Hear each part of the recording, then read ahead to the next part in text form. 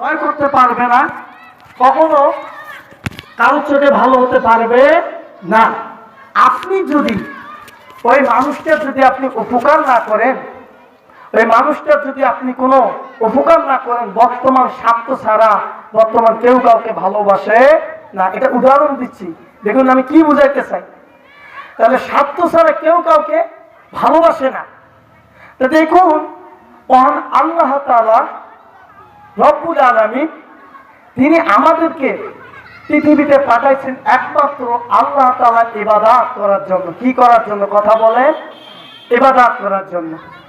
তা মহান আল্লাহ তাআলা আমাদেরকে একমাত্র আল্লাহর ইবাদত করার জন্য পাঠাইছেন, একমাত্র রাসূলের হাদিস অনুযায়ী আমাদের জীবনটা পরিচালনা করার জন্য আল্লাহ তাআলা যে কিতাব পাঠাইছেন, এই কিতাবটা দিয়ে রাষ্ট্র পরিচালনা করার জন্য আল্লাহ তাআলা আমাদেরকে পাঠাইছেন। কথা বলে ঠিক কিনা? তা মহান আল্লাহ তাআলা ইচ্ছা করলে মুহূর্তের মধ্যে জবানটা আমাদের বন্ধ করে দিতে পারত। কি করে দিতে পারত? কথা বলে, বন্ধ করে দিতে পারত। আল্লাহ তাআলা কেন দিল না? আমরা সেকেন্ডের মধ্যে নিঃশ্বাস ছাড়তেছি, আবার নিতেছি, ছাড়তেছি, নিতেছি।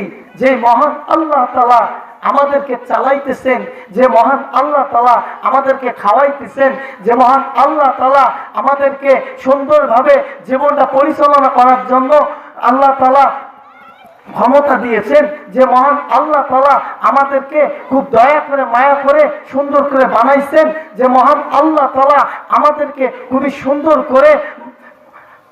সুন্দর করে এই পৃথিবীতে সুন্দর করে কোরআন হাদিস নিয়ে ইসলাম জীবন পরিচালনা করার জন্য আমাদেরকে পাঠাইছেন। সে মহান আল্লাহ তাআলা ইচ্ছা করলে মুহূর্তের মধ্যে জবানটা তোমার বন্ধ করে দিতে পারত।